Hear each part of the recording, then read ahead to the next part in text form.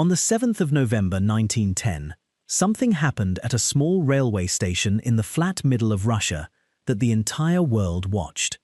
An old man was dying in the station master's borrowed bed. He had arrived several days earlier, collapsed from pneumonia on a moving train, and been carried off at the nearest stop. He was 82 years old, with a long white beard and peasant's clothes.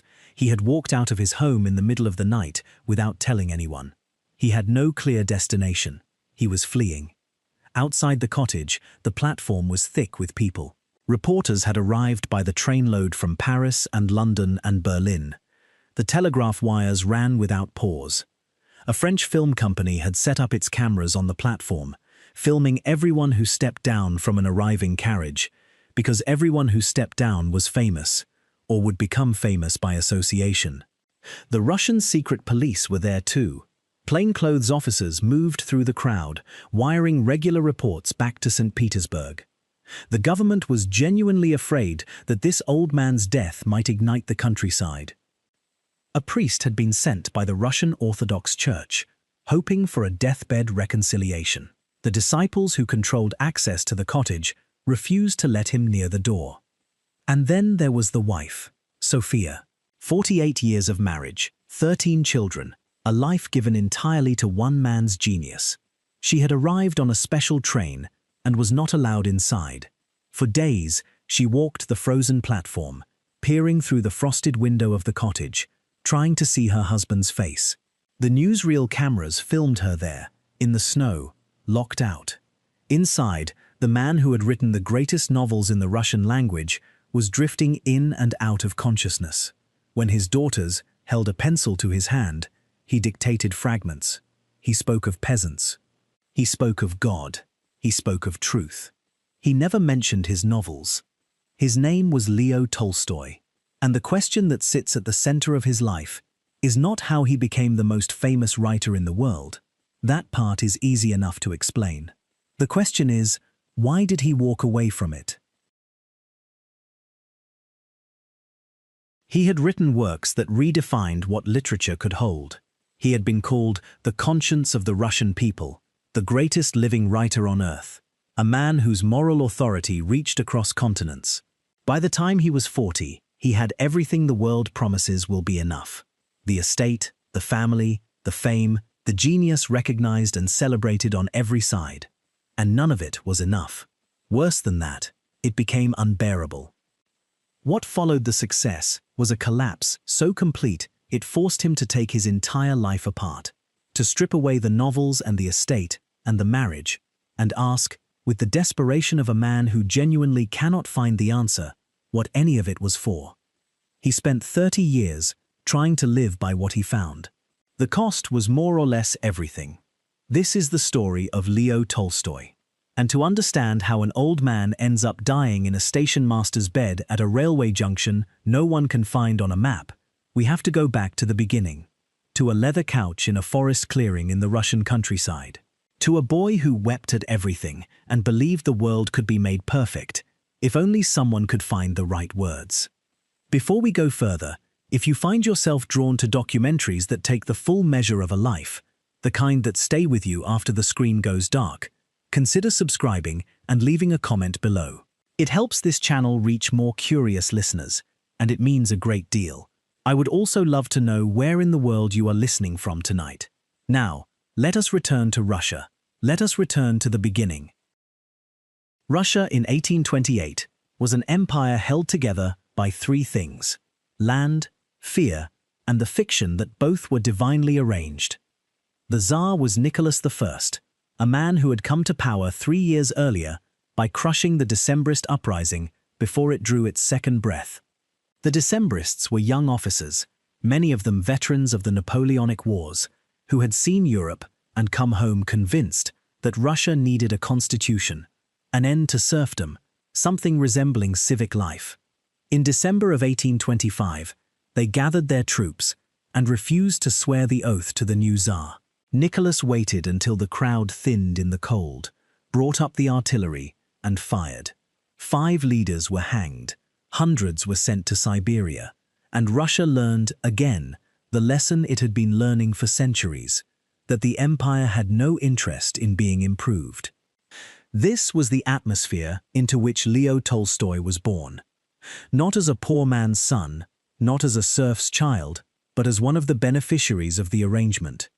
His family were landowners in Tula province, minor nobility by the standards of Petersburg, but wealthy enough.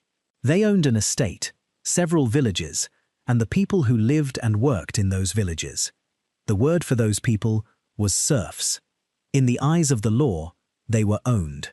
It is worth pausing on what that actually meant in everyday life, because Tolstoy spent the better part of 80 years trying to reckon with it. A serf could not leave the estate without permission, could not marry without permission, could be bought and sold, along with the land, as a unit of property, could be conscripted into the army for 25 years at the landowner's discretion, could be flogged in the yard for offences decided by the same man who employed them and owned the ground beneath their feet. Russia had roughly 50 million serfs in 1828.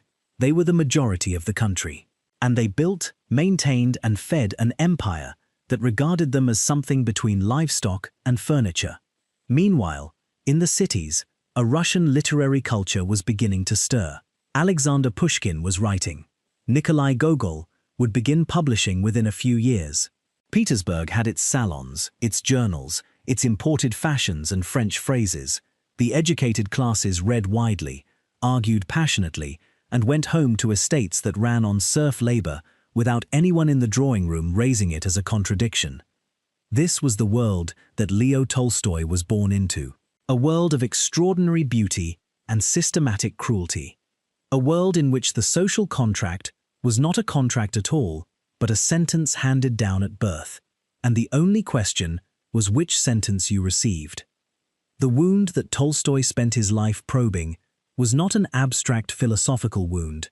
It was this one, specific, historical, made of real people with real names, on a real estate in Tula province, where the same men who played Haydn in the mornings could be beaten in the afternoons. He saw it with his own eyes, as a small boy, and he never looked away. The name means clear glade. It comes from a gap in the old forest barricades, the ones raised in the 16th century to slow the Tatar riders who came from the south. A break in the trees, then a path, then a house. Yasnaya Polyana, clear glade.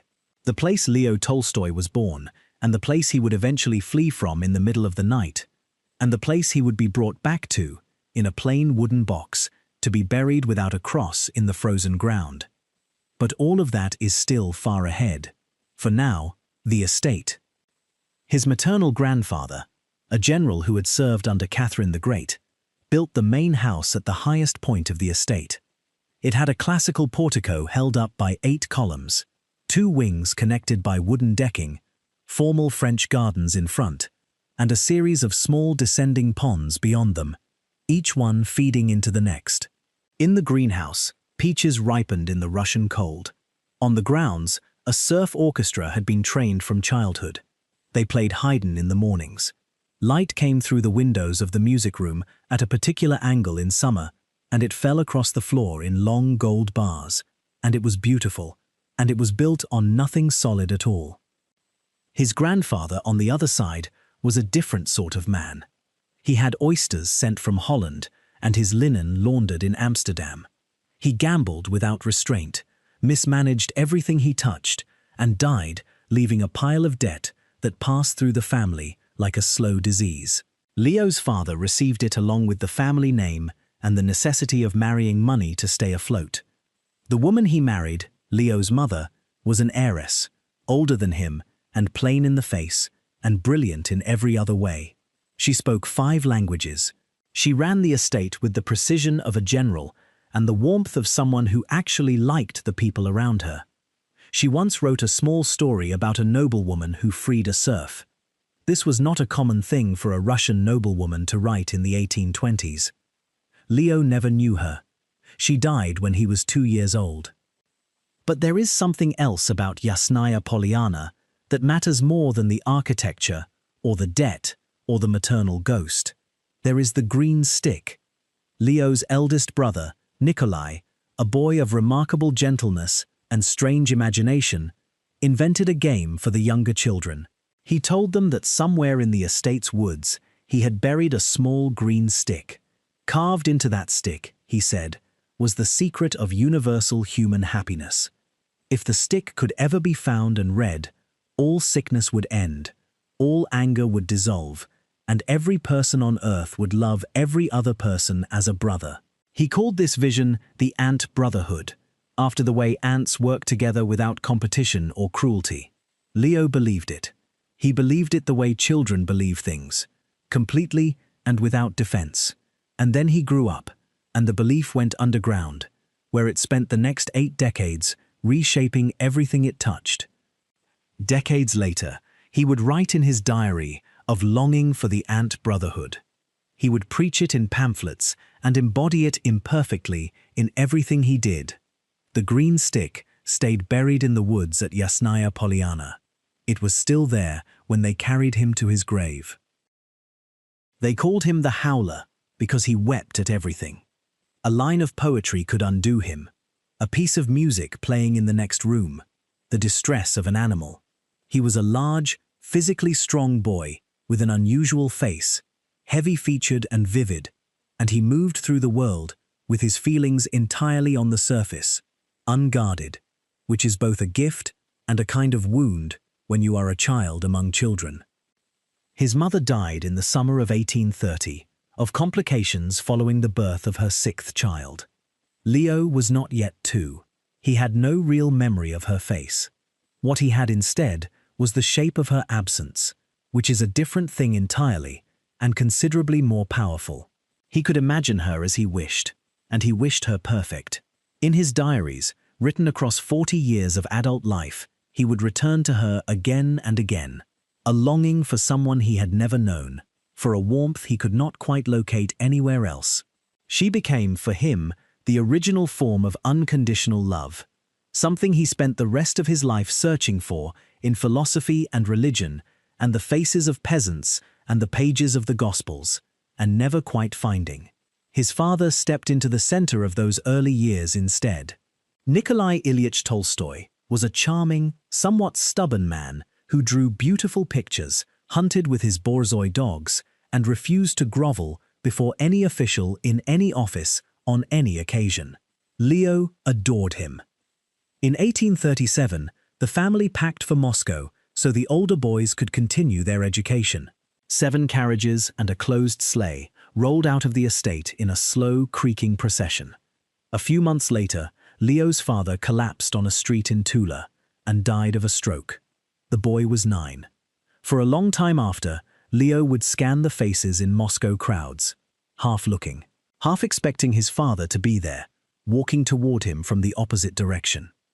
A grandiloquent French tutor arrived in the aftermath, the kind of man who locked children in rooms and threatened them with rods, and seemed to believe that fear was a form of instruction. Leo answered this with a peculiar recklessness.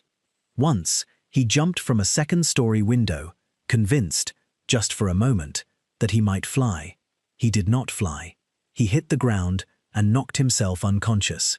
He was 9 years old, recently fatherless, and already testing the limits of the physical world with his body. Here is the detail that complicates everything you might expect about this child.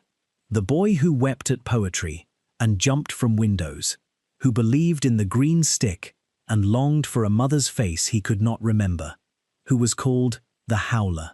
That boy grew into the man who eventually dismissed his own greatest novels as worthless, who condemned the literary world that celebrated him, who consigned everything he had built, including the writing that made him immortal, to the category of vanity and self-indulgence. The Howler became the harshest judge in Russia, and he turned that judgment on himself first. His grandmother died not long after his father. He was made to kiss the cold hands of the corpse. The innocence of childhood was, by then, thoroughly used up. The money ran out quickly. The Moscow household broke apart. The servants were sent away. The family was scattered between relatives, and the small luxuries that had made the estate feel like a world unto itself were stripped away one by one. Leo noticed, in that stripping away, something that stayed with him. Their postilion, who had traveled with the family in a fine uniform, was sent back to the fields in bast shoes. The man accepted this without complaint. No anger, no self-pity, just a calm, steady readiness to return to what he had always been before the family needed him dressed up as something else. Something settled in Leo then. A first, half-formed thought that the peasants around him might know something about how to live that the nobility did not. It was only a thought. He was 9, but it never fully left him. In November of 1841, the orphaned Tolstoy children were moved east to the city of Kazan, to the household of their aunt Pelageya, a woman whose entire existence revolved around the social calendar of provincial aristocratic life. Which families called upon which invitations arrived, and which did not. The household hummed with a kind of polished emptiness, and into it stepped Leo, 13 years old, already shadowed by loss, already watching himself from a slight remove, as though he were both the subject and the witness of his own experience. He enrolled at Kazan University in 1844, first in Oriental languages, imagining himself a diplomat of some vague future brilliance. The imagining did not survive the coursework. What bored him, he refused to study, and most of it bored him. He switched to law, where he failed in the subtler way of not quite caring. He had a genuinely exceptional mind. He simply could not bring it to bear on anything that had been arranged for him by someone else. What absorbed him instead were questions about himself, the cut of his coat, his social standing at the dances his aunt organized, whether he was, in the French phrase he had adopted as a kind of private religion, comme il faut, properly formed, correctly assembled, a person of the right kind.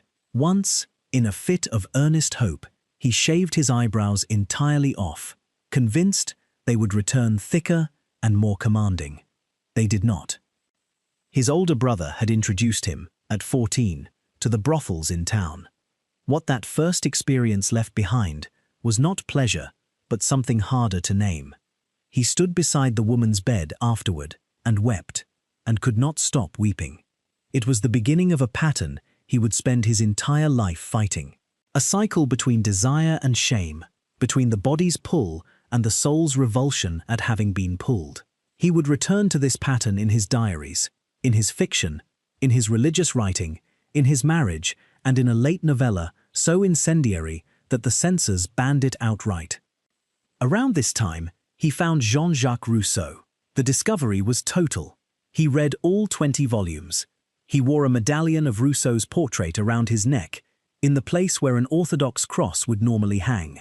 Rousseau's argument that civilization corrupted rather than improved the human animal, that the church and the class system were sophisticated instruments of control rather than the pillars of moral order, settled into Leo like a permanent weather system. Years later, he said, "I did more than admire him, I worshipped him." In the spring of 1847, confined to the university clinic for a venereal illness, he began a diary. Not a record, a courtroom. He wrote strict schedules for himself, daily rules modeled on Benjamin Franklin, exercise without fail, study for specific hours, do not have women. He broke nearly all of them, nearly always. Then he wrote down that he had broken them, in careful detail, and devised new ones. This cycle, conviction followed by failure, followed by fiercer conviction, would continue for the rest of his life. He dropped out of university that same year, before completing his degree, and returned to Yasnaya Polyana at 19. He was now the absolute master of several hundred serfs.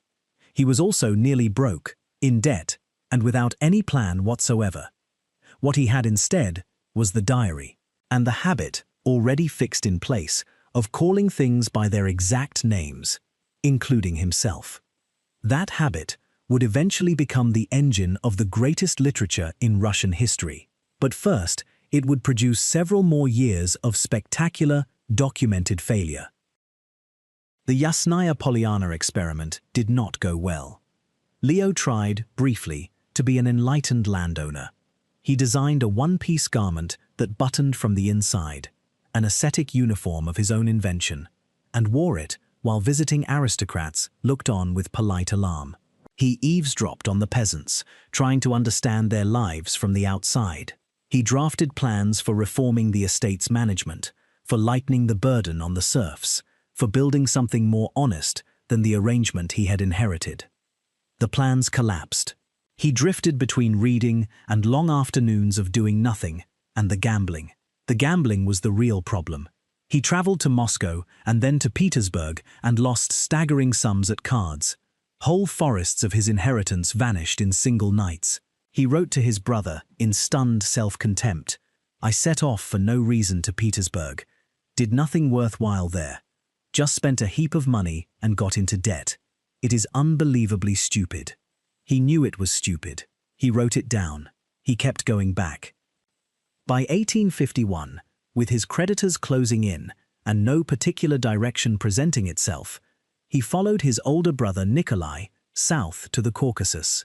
Nikolai was an artillery officer stationed near the Terek River in a world that had nothing to do with drawing rooms or university faculties or the social arithmetic of Petersburg. What Leo found there stopped him cold. The Cossack settlement on the Terek was a place of horses and hunting and sudden, clean violence, and of men who seemed to him unreasonably free. He befriended an 80-year-old Cossack named Yeroshka, who taught him the old songs, showed him where the pheasants ran in the reed grass, and talked to him with a directness that Leo had never encountered in anyone of equivalent age and authority. He befriended a young Chechen man, and once defended him with his fists from cheating Russian officers at a card game. He volunteered for forest clearing raids against the mountain fighters of the Caucasus, and learned what it felt like to have a rifle fired in his direction. He enlisted formally as an artillery cadet in 1852, but kept his distance from the other officers whose drunken sociability bored him. He fenced, he played chess, he read alone in the evenings. In his diary, with his characteristic flatness, he wrote, "How did I end up here? I don't know. And why am I here? Also, I don't know." And then, in the long sick months at the spa town of Pyatigorsk, while recovering from a bout of illness and the accumulated damage of his Petersburg years, Leo began to write.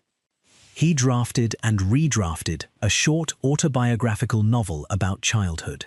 He wrote it with the same directness he had been practicing in his diary, calling things by their names rather than by the names convention assigned them. When it was finished, he sent it unsigned to the Sovremennik, the most important literary journal in Russia. Nikolai Nekrasov, the editor, read it overnight. His reply came back full of praise. He compared the unknown author to Turgenev. Something in Leo lifted when he read that letter, something that would never quite settle again. He was furious, of course, when the censors altered his title and cut passages from the text before publication. But the work appeared. The public read it and was stunned by its honesty. An unknown writer had produced something that felt entirely new. The frontier had begun to feel small. The raids, the chess games, the long evenings with Yeroshka, none of it could hold him now that he had tasted the particular addiction of literary recognition. He looked west, toward the rumbling of a larger war, and began to make arrangements. Before the war, and what the war would make of him, there is the matter of what he had already built. Childhood appeared in the Sovremennik in September of 1852. Boyhood followed in 1854. Youth in 1856. Together, they form a single autobiographical arc, following a young nobleman named Nikolenka from the earliest memories of early childhood through the social disasters and internal weather of adolescence. What made them astonishing was not the subject. Autobiographical fiction was not new. What was new was the method. Tolstoy refused to sentimentalize. He refused to smooth.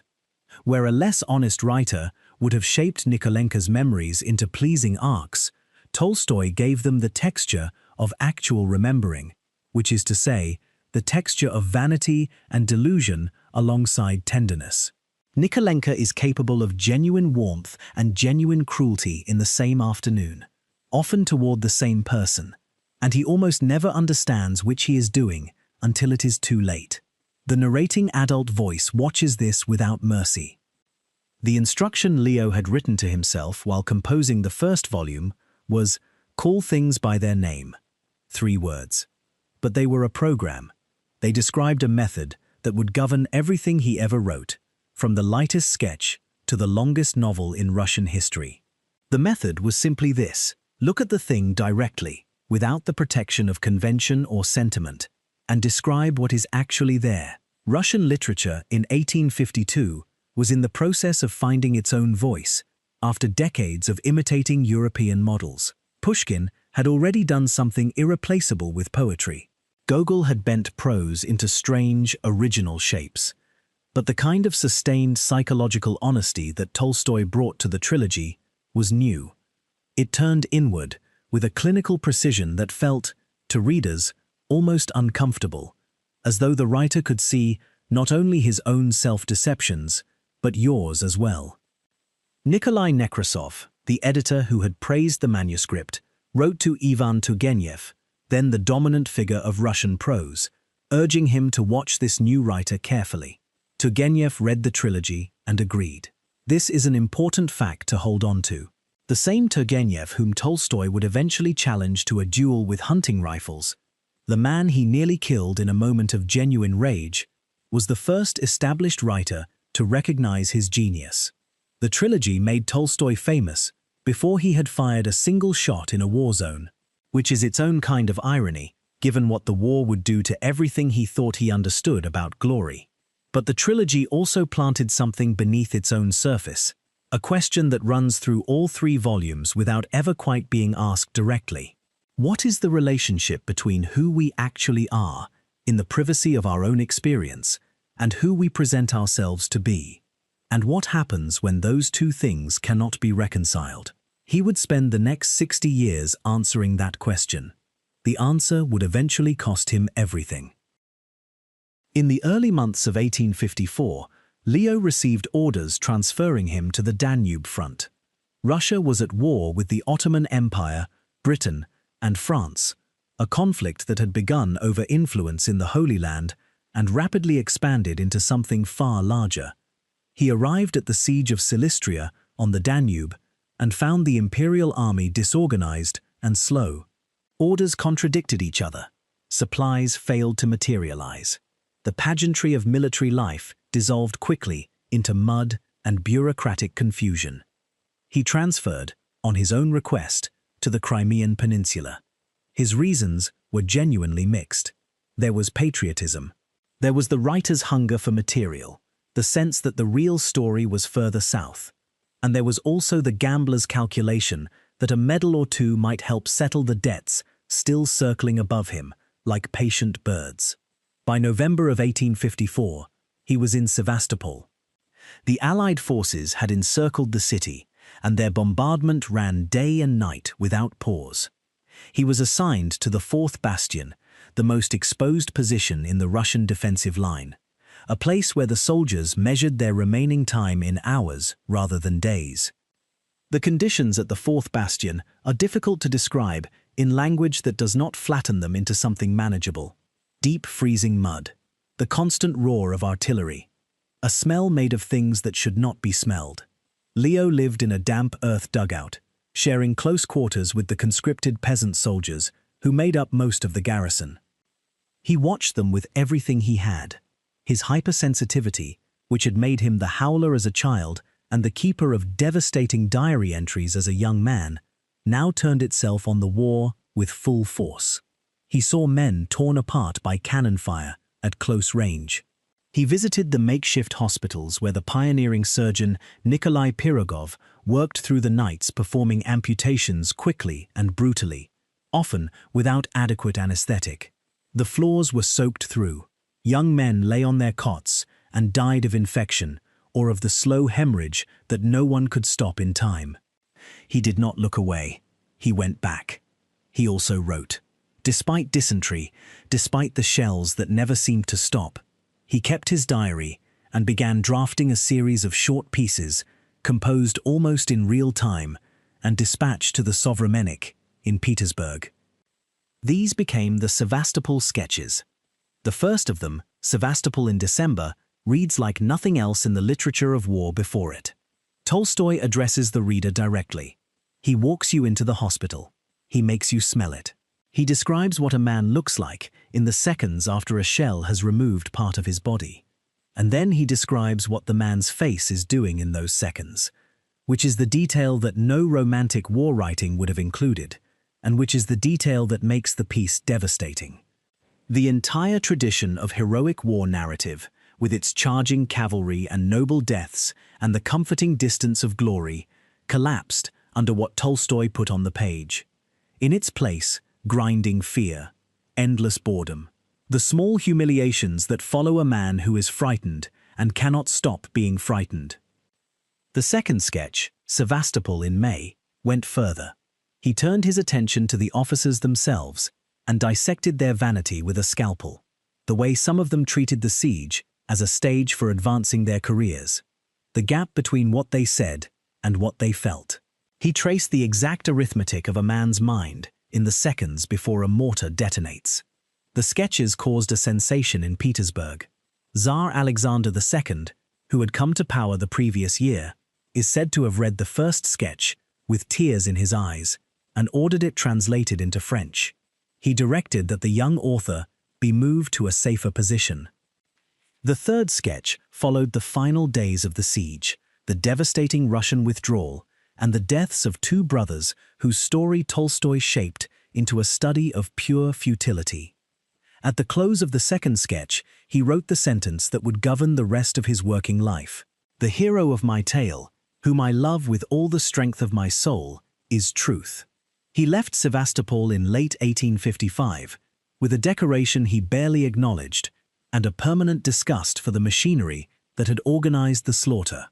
The anti-war philosophy that would eventually become "the kingdom of God is within you," some 40 years later, was already fully present in those trench observations. Waiting, dressed for now as literature. He boarded a train for the imperial capital. The celebrated literary hero was about to discover that peace had its own varieties of ugliness. He arrived in Petersburg in the final weeks of 1855. A decorated veteran with ink on his fingers and mud still somewhere in his awareness, and the literary circle of the Sovremenic opened its doors at once. They were progressive, polished, fluent in French and German and the current ideas of Western Europe.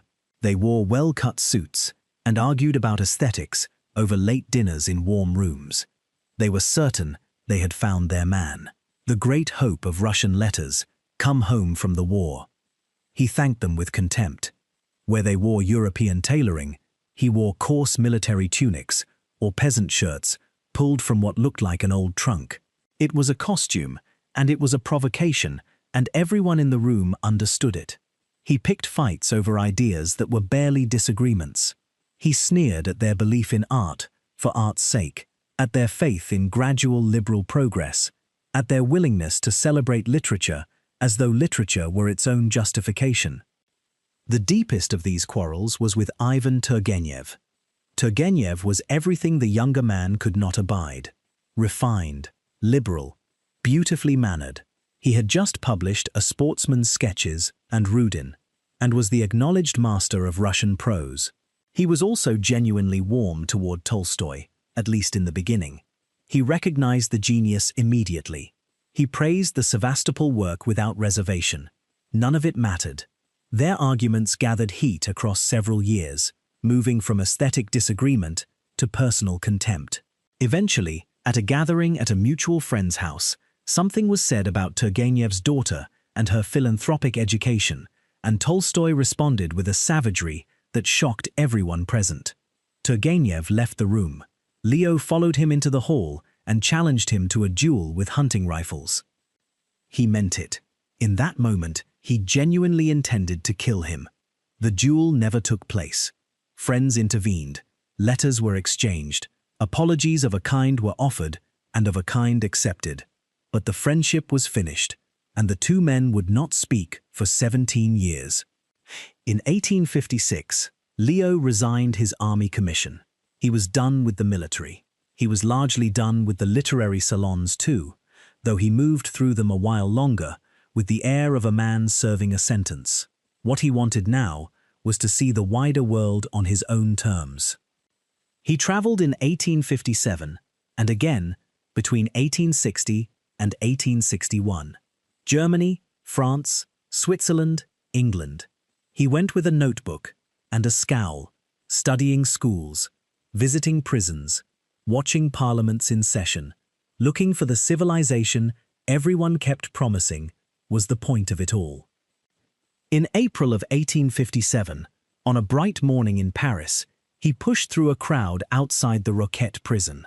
A man named François Richaud was to be executed by guillotine for murder. He was not prepared for what he saw. The blade hung suspended for a moment. Then it fell. What Leo heard next, he said afterward, he would never forget. Not the sound of machinery or metal.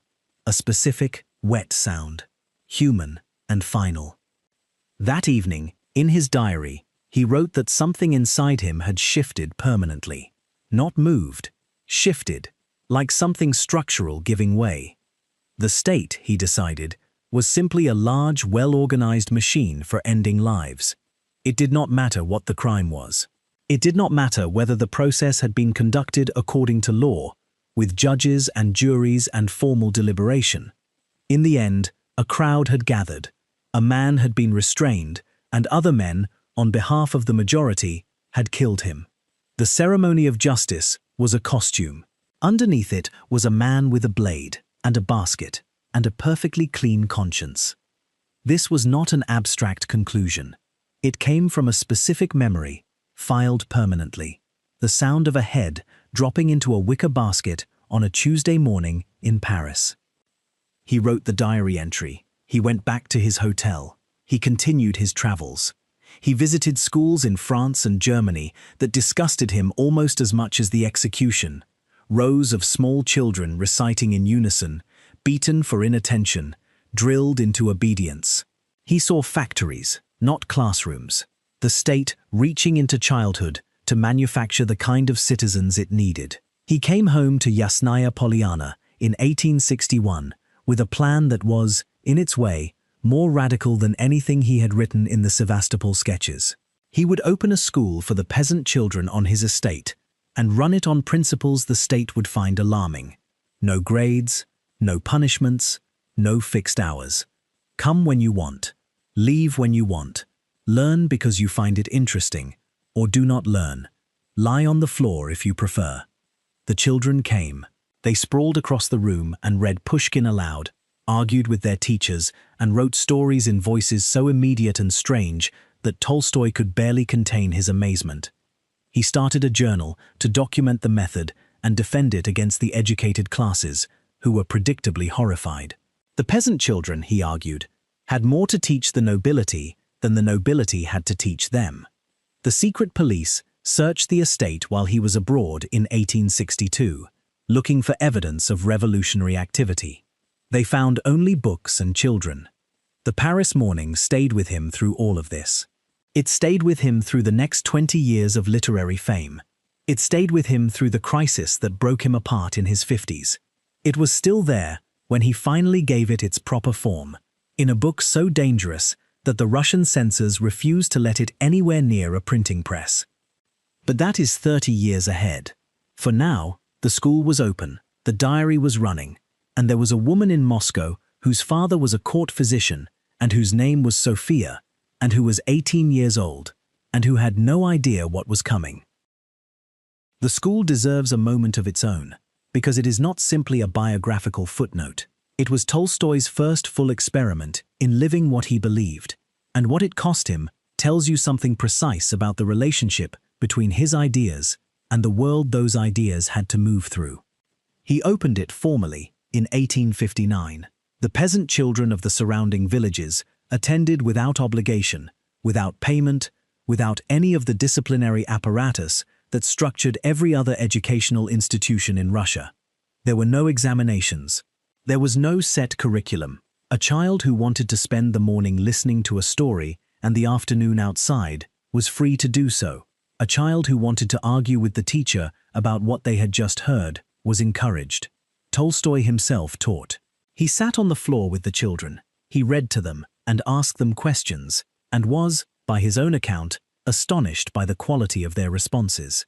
Their written work, when they chose to produce it, had a freshness and directness that the formal education system seemed designed to destroy. He published a journal called Yasnaya Polyana between 1861 and 1862 to document the method and make the argument explicit. The state-controlled school was not an institution of learning, but an institution of obedience. Its purpose was to produce citizens who followed instructions. His school was trying to produce something else. People who could think. The Russian authorities found this, understandably, alarming. In July of 1862, while Tolstoy was abroad at a German spa, the local gendarmerie conducted a full search of the estate. They went through the school, the outbuildings, the main house. They confiscated papers. They questioned the teachers. They were looking for revolutionary literature, for evidence that the school was a cover for political organizing. They found neither, but the raid was a message, delivered clearly. The state was watching, and the state's patience with aristocrats who encouraged peasant children to ask questions had limits. Tolstoy closed the school in the months that followed, partly because of the raid, and partly because a different occupation was consuming him.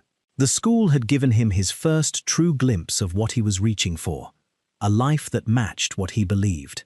But he was not yet ready to pay the full price for it. That reckoning was still 20 years away. In the autumn of 1862, a 34-year-old former artillery officer and celebrated novelist proposed marriage to an 18-year-old girl named Sofia Andreevna Bers. He adored her. He was terrified of her. On the eve of the wedding, he handed her his diaries and asked her to read them. Sofia Andreevna Bers was the daughter of a Moscow court physician, the second of three sisters, and by all accounts a young woman of unusual intelligence and genuine warmth. She had grown up in a household where books were read and discussed, where music was taken seriously, and where a girl was expected to have actual views about things. She had views, formed, articulate ones. She was 18, he was 34. He had proposed twice, impulsively and unsuccessfully, to other women before settling on her with a decisiveness that was itself characteristic. When he decided completely. He adored her. That part was real. Every account from the early years confirms it. He sat with her, and read to her, and debated with her, and found in her a mind that could follow his own across whatever territory it wanted to cover. He wrote to a friend that he had never loved anyone before, not truly. He probably believed it. On the eve of the wedding, in September of 1862, he handed her his diaries. All of them. The Kazan years, the Petersburg years, the debts, the brothels, the serf women on the estate, including Aksinya, who had borne him a child. He handed them to Sofia and asked her to read them. He believed this would purify the marriage, would clear the ground between them. He believed, with the same earnest absolutism he brought to every conviction, that beginning with the full truth was better than beginning with a comfortable fiction. She read through the night. She wept for hours. The wedding went ahead the following morning. The wound did not close.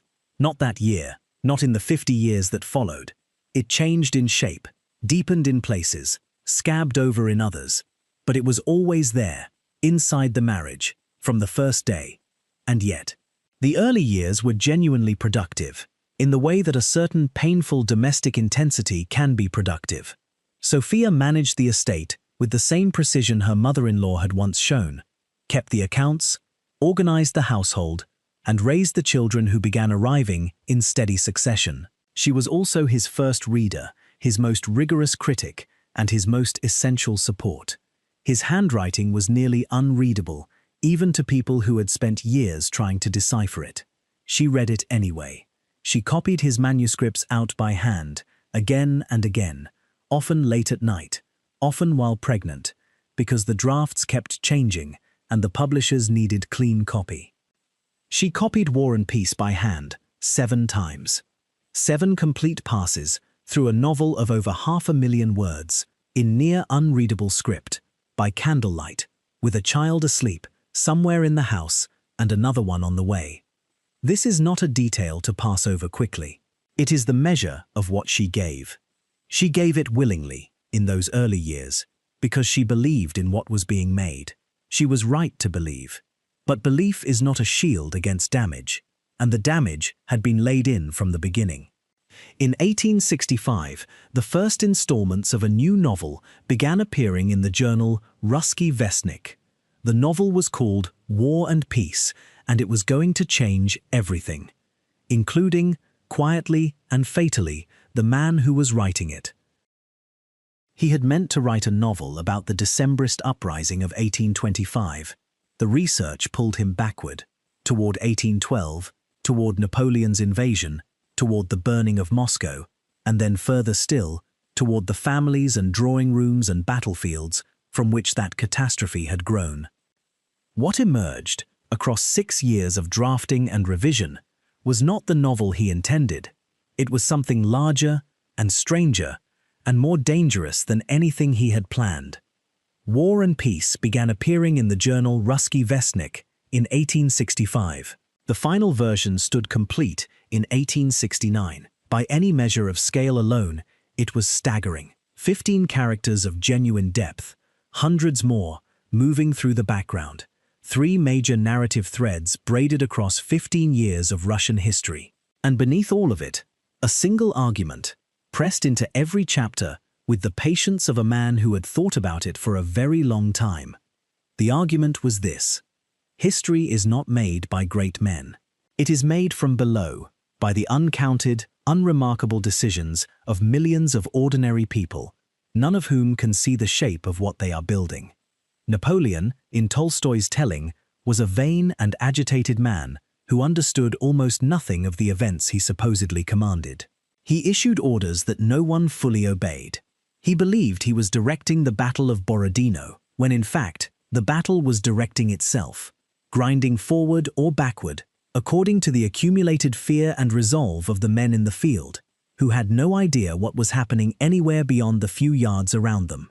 Napoleon looked at a map and believed it corresponded to the territory. It did not. It never does. The true hero of the novel, if it has one, is Kutuzov, the old Russian general who famously slept through staff briefings, who waved away strategic proposals with a dismissive hand, who seemed, to his subordinates, almost willfully passive. Kutuzov understood something the Napoleons of the world never grasped, that the commander controls almost nothing. What he can do, if he is wise, is stay out of the way of the forces already moving and not add his own confusion to what is already confused. This was not a military argument. It was a philosophical one, and it had consequences that extended far beyond the 1812 campaign. Prince Andrei, one of the novel's central figures, spends most of the book believing that individual will and intelligence can impose themselves on events. He is brilliant, cold, certain of his own significance. He finds what he was looking for only at Borodino, lying wounded in the field, looking up at a vast and indifferent sky. The sky does not care about his plans. The revelation strips everything away and leaves something cleaner behind. Pierre Bezukhov, stumbling through the same years with his large, earnest, near-useless goodwill, finds his moment not on a battlefield, but in a prison camp, in the face of a peasant prisoner named Platon Karatayev. Karatayev has no philosophy. He tells no truths. He simply exists with a completeness that Pierre, with all his reading and his inherited wealth and his genuine desire to do good, has never managed. The peasant as moral superior. The same half-formed thought Leo had, watching a coachman being flogged in a yard when he was 10 years old. Sophia copied the manuscript through 7 complete drafts. His handwriting changed between revisions. Whole chapters were rewritten, restructured, renumbered. She followed it through every transformation, often pregnant, often working after the children were asleep. Without her, the book does not reach its final form. That is not a metaphor. It is a material fact. When it was finished, Leo was the most famous writer alive. Not just in Russia. The novel translated quickly into French and German, and reached readers across Europe who recognized something in it that their own national literatures had not yet managed. The money arrived, the estate hummed, the children multiplied. Sophia ran the household with an efficiency that made it all possible. And Leo, already, was somewhere else in his mind. The question that runs beneath every page of War and Peace, the question of how to live, had not been answered by writing the novel. If anything, it had been sharpened. Pierre finds his fragile peace in Platon Karataev's uncomplicated existence. But Tolstoy was not Pierre. He was the man who invented Platon Karataev and then had to go home to the estate, to the servants and the inherited furniture and the money coming in from publications he was increasingly uncertain he believed in. The certainties that had carried him through his 30s were wearing thin. He could feel it the way you feel a change in weather before the sky shows anything. The next novel would catch it happening in real time. The beginning arrived by accident. One afternoon in 1873, Tolstoy picked up a volume of Pushkin's prose and read the opening of an unfinished story. What struck him was the way Pushkin began already in motion, without preamble, without the long approach that most novelists used to ease their readers into a world. Inspired, Tolstoy sat down and wrote a scene of guests arriving at a house for an evening, and from that seed, the new novel began to grow. Something else had lodged itself in him around the same time.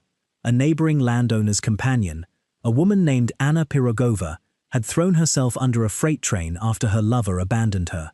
Tolstoy traveled to the local station to see the body. What he found there stayed in his mind without resolution. The specific quality of a life ended in that specific way, and slowly, without his fully noticing, it began to shape a character who would carry a version of that woman's name. On its surface, Anna Karenina is a novel about adultery in Russian high society. Underneath, it is an agonized inquiry into something much harder to name: what it costs a person to live honestly in a world arranged around comfortable fictions. The novel runs two storylines in careful parallel. Anna's affair with Count Vronsky descends, step by step, toward catastrophe. The other thread follows Konstantin Levin, a socially awkward landowner who experiments with agricultural reform on his estate and is consumed by a hunger for spiritual truth he cannot satisfy. Levin is Tolstoy, without the fictional distance. Through him, Leo poured his own obsessions with the land, his discomfort in drawing rooms, his inability to stop asking what any of it was for. In one of the most quietly perfect passages in the novel, Levin joins his peasants in the fields to mow hay. The scythes move in rhythm. The sun climbs. And for a stretch of hours, Levin forgets himself entirely. The anxious, self-monitoring, perpetually dissatisfied mind simply stops. There is only the physical work, and the morning, and the grass falling in rows. It is a glimpse of something Levin cannot yet name. And through him, Tolstoy was glimpsing it too.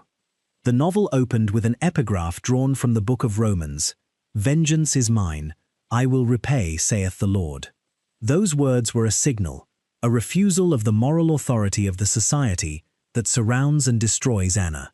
The judgment of Petersburg drawing rooms, of Moscow dinner parties, of the aristocratic system that could ruin a woman for the same behavior it quietly permitted in men, that judgment was not the final word. A higher tribunal was in session. What it would say about Anna, Tolstoy left deliberately open. Anna herself he drew with genuine tenderness. She has immense vitality, intelligence, a refusal to sustain pretense. These are not her weaknesses. They are why the world around her cannot accommodate her. Count Vronsky, her lover, is drawn with cooler hands, a hollow man of the officer class who can ruin a life and lose nothing of social standing. The railway appears throughout the novel as a recurring presence, dark and thrumming, the sound of the modern world tearing through the older rhythms of Russian life. It is there in the opening pages, when a man is crushed on the tracks, and Anna sees it as an omen. It is there at the end. The writing dragged on for 4 years, and as the years passed, Leo's own condition began seeping into the manuscript in ways he did not fully control. Levin's search for faith grew more desperate because the author's own search was growing more desperate. There came a point in the story where Levin realized he had to hide a rope from himself to keep from hanging it over a rafter in the barn. He stopped carrying a rifle into the woods for fear of what he might do with it. These were not invented fears. Tolstoy was writing his own collapse into the safety of fiction, long before he had the language to address it plainly. He was using Levin to think through what he was living, at a slight delay, with the plausible distance of a character who was not quite him. Levin found his fragile rescue at last, not in church doctrine, not in philosophical argument, but in a few plain words spoken by an illiterate peasant on the estate, who said that the point of living was to live for God and for goodness, not for yourself. Simple, almost embarrassingly simple, and for Levin, temporarily sufficient. For his author, nothing was sufficient. The novel ended in 1877 against the backdrop of the Russo-Turkish War. Tolstoy used the war to mock the manufactured enthusiasm of the Russian press and the self-congratulatory nationalism of the educated classes, who sent volunteer soldiers to fight in the Balkans with the same cheerful distance from consequences they brought to everything else. When he set down his pen at last, no relief came. He had written the finest novel since War and Peace. The money continued to arrive. The family continued to grow. The estate was intact and productive. His wife was managing everything with competence and devotion. And the defenses he had built over a lifetime were simply gone, used up. He stood at the edge of something enormous and dark, and he could not find, in any of the achievements the world kept praising him for, a single sufficient reason to keep standing there. What followed would break him open, and what came out of that breaking would change the century. He tried, later, to describe what it felt like. The best he could manage was this: my life had come to a stop. I could breathe, eat, drink, and sleep, and I could not help doing these things. But there was no life, for there were no wishes, the fulfillment of which I could consider reasonable to desire. A full and famous life, emptied from the inside. He turned first to the exact sciences, hoping that mathematics or biology might have something useful to say about the soul. They were eloquent about mechanisms and silent about meaning. He turned to philosophy: Socrates, Schopenhauer, Solomon, the Buddha. He gathered them around him like witnesses. Each one testified, in his own voice, to the fundamental tragedy of being awake and aware in a world without final justification. One old Eastern fable lodged itself in him and would not leave. A traveler fleeing a wild animal falls into a dry well. At the bottom of the well, a dragon waits with its jaws open. The traveler catches a branch growing from the wall and hangs there, suspended, while 2 mice, one black and one white, gnaw steadily at the root of the branch, day and night, without pause. And there, in his terror, the traveler notices a few drops of honey on the leaves of the branch. He stretches out his tongue and licks them. That, Tolstoy decided, was the exact picture of the human condition: the well, the dragon, the 2 mice, the honey. The honey, he wrote, had been his love of family and his love of writing. These were the 2 sweetnesses that had kept his eyes off the dragon for years. Now they had soured. His children were simply other travelers in other wells, subject to the same mice, the same open jaws below. His writing, which had once felt enormous, now looked like vanity, a heap of pages that time would eventually dispense with. He surveyed the possible responses. There were 4. The first was ignorance, simply refusing to see the well. This was no longer available to him. Once seen, it could not be unseen. The second was hedonism, licking the honey while the mice worked. He found it cowardly. The third was what he called the path of strength, suicide, clean and deliberate. He confessed in his diary that he admired its logic. He hid the rope. He stopped carrying the rifle into the woods, not because he dismissed the option, but because his hand refused it. There is a difference. The fourth was weakness, simply hanging on, knowing everything, hoping for nothing. This was the trap he was in. He hid the rope from himself in 1878. He was 50 years old. He had written two of the greatest novels in any language, and he could not find a reason to get dressed in the morning that held up under examination. Then his gaze shifted, almost by accident, away from the library and the drawing room and out across the fields. Across the fence line and into the villages beyond. Millions of Russian peasants had lived in conditions incomparably harder than his own, had buried children and survived failed harvests and endured conscription and flogging, and they had not gone mad. They carried their lives forward without the philosophical infrastructure he had spent decades assembling. Something in them knew how to live, without the argument, without the justification. Whatever it was, the educated classes had either lost it or never had it. He began to suspect that reason, pursued honestly all the way to its conclusion, would always arrive at the finding that life was meaningless. If that was so, then meaning had to exist somewhere outside reason. He called that somewhere faith. But he meant something much stranger and more demanding than the word usually carried. Faith is the strength of life, he wrote. If a man lives, he believes in something. If he did not believe that one must live for something, he would not live. For a time, he tried to take that faith in the form Russia handed it to him. He went to church. He fasted on Wednesdays and Fridays. He knelt on cold stone and let the incense and the chanting and the candlelight wash over him. Parts of it genuinely soothed him. The repetition, the low voices of the choir in the dark, the sense of something older than argument. His mind, though, would not stay quiet. The break came at the chalice. The liturgy required him to believe that the bread and wine had literally become flesh and blood. He stood there, in the church, holding the cup, and something inside him refused with complete finality. He described the moment afterward with the flat precision of a man taking inventory. The priest in gold cloth, the silver saucer, the deliberate solemnity of the ceremony, and his own inability, despite everything he wanted to feel, to believe that what was happening in front of him was what the church said it was. He traveled to the monastery at Optina Pustin, where the elder Father Ambrosi received seekers from across Russia. He wanted a Christianity that could meet a thinking adult on honest ground. What he found were gentle interior men, whose answers pointed inward and upward, while his questions pointed outward toward the fields, the law courts, the prison yards. He came home to Yasnaya Polyana with the question still open, and with a growing certainty that the answer, if there was one, was not going to come from any institution. It was going to have to be built, from raw materials, by hand. He was 52 years old. He sat down to learn ancient Greek. He learned it in months.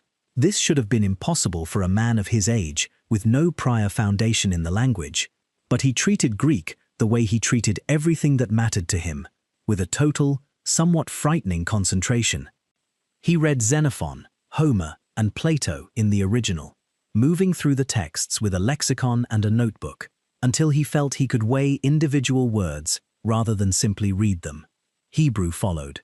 He summoned a rabbi from Moscow who came to the house and sat with him for long sessions, working through the mechanics of the Old Testament text. The study at Yasnaya Polyana took on the look of a workshop. Editions of the four Gospels lay open across every surface, alongside dictionaries and stacks of paper covered in his small, driven script. He took scissors to the texts. He cut the Gospels apart, rearranged the passages, removed what he considered later accretion, and pasted the remainder into a single harmonized narrative. The result was The Gospel in Brief, completed over several years in the early 1880s. Its guiding principle was stated plainly: strip away dogma, mystery, and the supernatural entirely, and what remains is a practical teaching about how human beings ought to live with one another, specific enough to be acted on any Tuesday afternoon by anyone with a decent conscience. His method was ruthless. When he reached the famous opening of the Gospel of John, "In the beginning was the Word," He studied the Greek term logos and refused every mystical translation on offer. He rendered it instead as understanding or reasoning. The foundation of the text shifted beneath his pen. What had been a declaration of divine mystery became something closer to, in the beginning was clarity. In the beginning was thought. Miracles went the same way. No virgin birth, no resurrection, no walking on water. Jesus became a traveling teacher, mortal and specific, speaking to ordinary people about the mechanics of a decent life. The core of his message, Tolstoy decided, was concentrated in a single place, the Sermon on the Mount. Not as poetry, not as aspiration, as law. From the sermon he drew 5 commandments that would form the spine of his book, What I Believe, published in 1884. The first, do not be angry, live peaceably with everyone. The second, do not commit adultery, which hardened in him over the years into a severe insistence on chastity, until even the ordinary intimacy of marriage began to feel, in his writing, like a compromise of the spirit. The third, do not swear oaths of any kind to any authority, including the Tsar and the army. The fourth, do not resist evil with violence. If someone strikes you, do not strike back. The fifth, love your enemies, pray for those who pursue you. The fourth commandment was the one that changed everything. Do not resist evil with violence. He read those words and refused, with all the force of his particular mind, to soften them into metaphor. He took them as direct instruction. And if they were direct instruction, then the consequences were immediate and specific. No participation in war, no service in courts that sentenced men to prison, no support for a state whose ultimate authority rested on the threat of force. A theology that denied the state the right to coerce was a theology the state could not afford. He knew this. He wrote it explicitly. The Church, he argued, had spent 18 centuries explaining these commandments away, filing down their edges, because the edges were politically intolerable. The sharp version of the Sermon on the Mount was incompatible with empire, with conscription, with execution, with property law enforced by policemen with weapons. He published the Gospel in brief, privately in Russia, aware that the censors would not permit it otherwise. The full version, circulated in hand-copied manuscripts, passed carefully between readers. Copies found their way abroad. Within a few years, the text had reached England, France, Germany, and further. In a small law office in the city of Johannesburg, in the British colony of South Africa, a young Indian lawyer would eventually pick up a translation of it and read it in a single sitting. But that letter is still several years from being written. For now, the manuscript was in circulation, the censors were watching, and Tolstoy was already moving toward the larger political argument that would grow out of this one. What I Believe was finished in 1884 and confiscated almost immediately. The censors read the first chapter and understood exactly what they were dealing with. This was not a theological essay, in any sense they could manage, through standard suppression.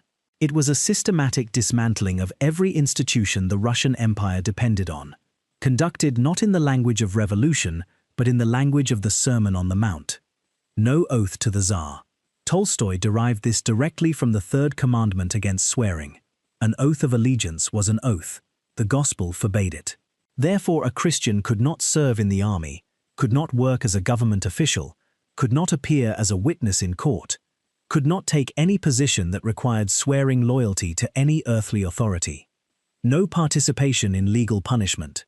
Courts existed to condemn and imprison. Prisons existed to harm. Both rested on the principle that evil could be resisted through force. The fourth commandment explicitly forbade this. Therefore, a Christian could not serve on a jury, could not act as a judge, could not administer any sentence that involved confining or injuring another person. No property held by force. Private property, including the great estate at Yasnaya Polyana, could only be maintained through the standing threat of legal enforcement, backed by policemen with weapons. Strip that enforcement away, and the property dissolves, which meant that every acre Tolstoy owned was ultimately held at the point of a gun, whether or not the gun was ever drawn. He wrote this down. He published it. He meant every word. The manuscript was confiscated before it could be distributed, but copies existed. They moved through Petersburg and Moscow in the pockets of readers who understood the risk of carrying them. They crossed the border into Germany and France and England, where no censorship could stop them. By the late 1880s, what I believe had been read across Europe and in America passed from hand to hand by people who were trying to work out what it meant for how they should live.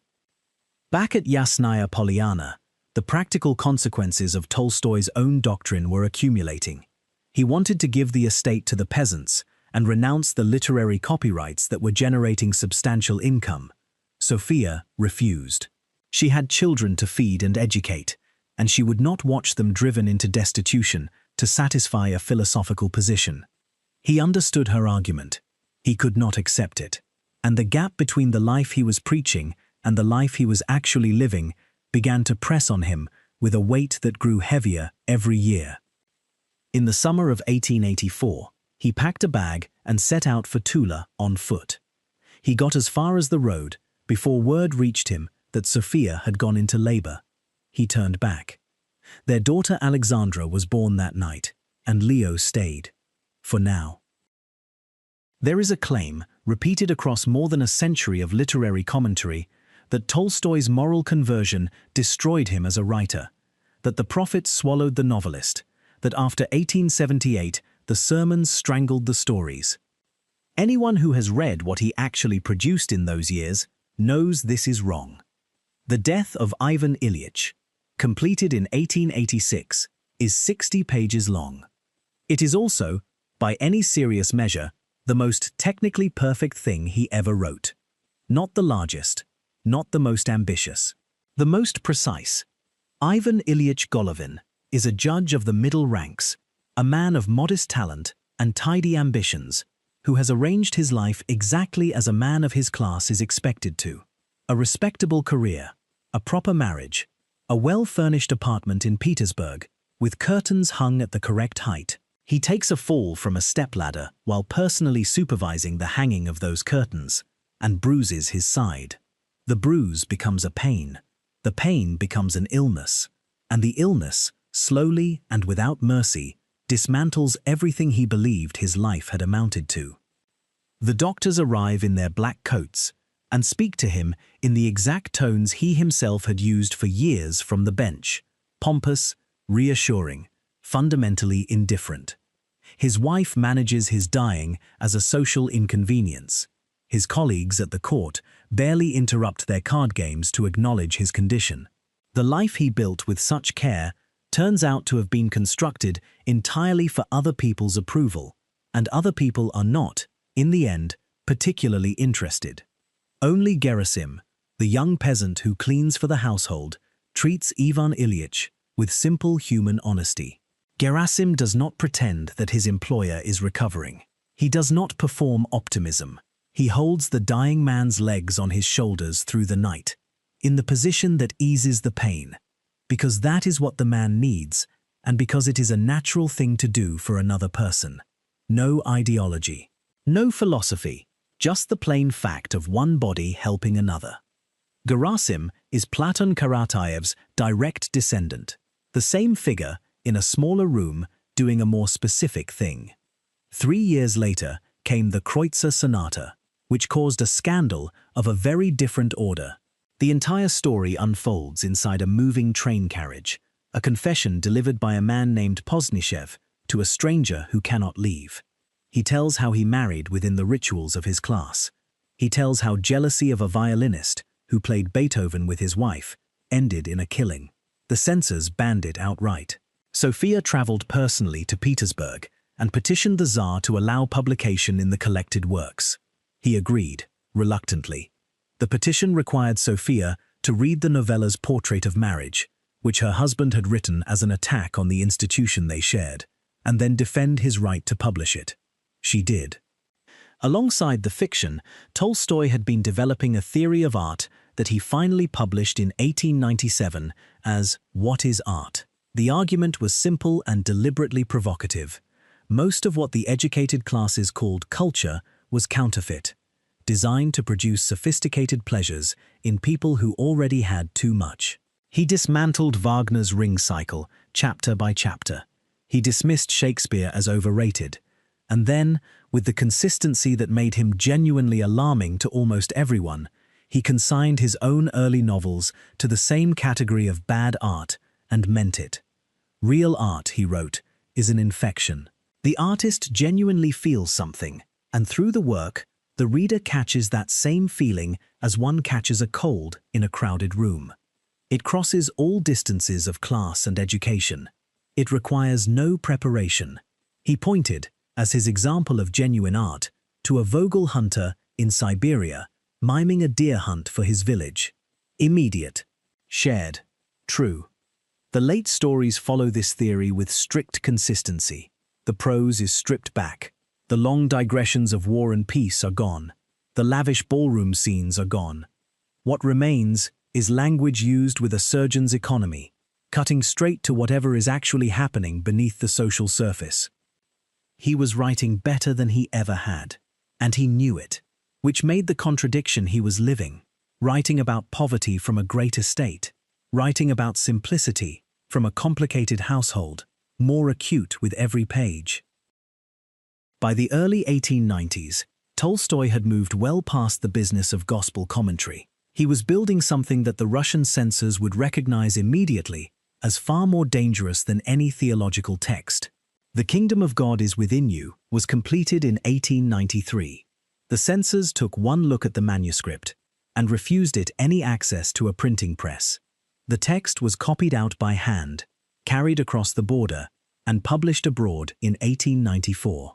Within months, it was circulating in England, France, Germany, and America, translated quickly and read urgently by people who understood that something rare had appeared, an argument against the modern state that was both systematic and unanswerable. The argument began simply. Every modern state, without exception, rests on violence. It does not matter whether the state wears the robes of a tsar or the suit of an elected parliament. Underneath the ceremony, the same machinery operates. A tax collector, backed by a policeman, a judge, backed by a prison, a general, backed by a rifle. Strip the ornament away, and the architecture is identical in every case. Taxation, Tolstoy argued, was not a civic contribution. It was extortion performed according to paperwork. The laboring poor handed over their coins under the standing threat of legal force, and those coins bought the comforts of the wealthy and the powder for the next war. He was writing this from one of the largest private estates in Russia, and he said so. The contradiction was not hidden. It pressed on every line. Conscription was worse. The state took young men from their villages, taught them to kill on command, and called this a patriotic duty. The courts existed, he wrote, not to produce justice, but to protect property that had been accumulated by force in the first place. The whole apparatus was revenge, wearing the formal clothes of law. At the emotional center of the book sat a single scene from his own experience. He described watching a special train carrying several companies of soldiers moving through a province where a famine had stripped the fields bare. The soldiers were being sent to suppress disturbances among the starving peasants, and the soldiers themselves were peasants, taken from their villages, uniformed, armed, and sent back to beat down their own brothers who were asking for bread. He drew from this one conclusion that many of his admirers found genuinely alarming. A person who took the Sermon on the Mount seriously could not sustain any part of the state machinery, not as a soldier, not as a juror, not even as a voter. To cast a ballot was to authorize the majority to use force against the minority. To pay a tax was to fund the next army. The only consistent position was complete withdrawal from every institution that required violence as its foundation. He drew a careful line between his position and the revolutionary anarchism of his own time. Bakunin, Kropotkin, the men who argued for bombs and barricades, he would not follow them. Violent revolution, he insisted, simply exchanged one set of armed masters for another. When young radicals arrived at Yasnaya Polyana, eager to discuss righteous assassination, he listened carefully and then reminded them that the officials they wished to kill were also people. That sentence, quiet and final, closed the argument every time. What then? Not the bomb, not the ballot. Something slower and, he believed, far harder. Millions of ordinary people, quietly and individually, refusing the oath, the uniform, the jury seat, the tax. A state, he argued, could not sustain itself once enough of its citizens simply stopped obeying. He was already receiving letters from people who thought he might be right. One of those letters would come from a young Indian lawyer in Johannesburg named Mohandas Gandhi, who had read the book and said it left, in his own words, a permanent impression. Gandhi was not yet the figure history would make of him. He was a colonial lawyer in an unjust country, looking for a way to resist without becoming what he was resisting. In those Russian pages, he found the method. The correspondence between the two men would begin in 1909, but the connection was made the moment Gandhi closed the book. In the far south of the empire, a group of peasants was about to do something that would require Tolstoy to move from theory to action. The Doukhobors were a pacifist sect who had broken entirely from the Russian Orthodox Church generations earlier. They kept no priests, recognized no icons, performed no rituals. They read scripture among themselves and held as sacred the life of every human being, without exception or condition. They refused, absolutely, to take up arms. On the night of June 28, 1895, the Doukhobors of several Caucasian settlements gathered every weapon they owned. Guns, swords, hunting knives. They piled them together, poured kerosene over the heap, and lit it. They sang psalms while the weapons burned. The Cossack authorities arrived within days. What followed was a systematic punishment campaign: beatings, forced relocations, exile into the fever valleys of Georgia. 4,000 Doukhobors were left scattered, injured, and without resources. Word reached Yasnaya Polyana through a follower named Prince Khilkov. Tolstoy responded with the full force of what he had. He drafted a public appeal, titled simply "Help," with two close associates, Vladimir Chertkov and Pavel Biryukov. The Russian censors blocked it. The text was smuggled to England and printed in early 1897. Chertkov was exiled for his part in the operation. Tolstoy himself was untouchable. The state's fear of international reaction protected him in ways that protected no one around him. The appeal raised attention. It did not raise enough money. Moving thousands of people across the world required funding on a scale that no pamphlet could generate. Tolstoy had a manuscript in a drawer. He had been working on it for years without finishing it. He finished it now. Resurrection was his last major novel, appearing in serial installments in the illustrated weekly Neva, beginning in 1899. He waived all international copyright so that the proceeds could flow without restriction. Quakers in England contributed generously. Moscow merchants gave. A small agricultural commune in Essex, England, gave so much it nearly dissolved itself in the process. Between December of 1898 and May of 1899, more than 7,500 Doukhobors sailed for Canada on chartered ships. The greatest living novelist had sold his novel to buy the freedom of 7,500 people. This is the kind of fact that sounds like a literary device. It was not. Resurrection itself was the most openly political novel he ever published. Its protagonist, Prince Nekhlyudov, sits on a jury and recognizes the accused, a woman he had seduced and abandoned years earlier, now charged with a murder she did not commit. A clerical error by the careless jury sends her to hard labor in Siberia.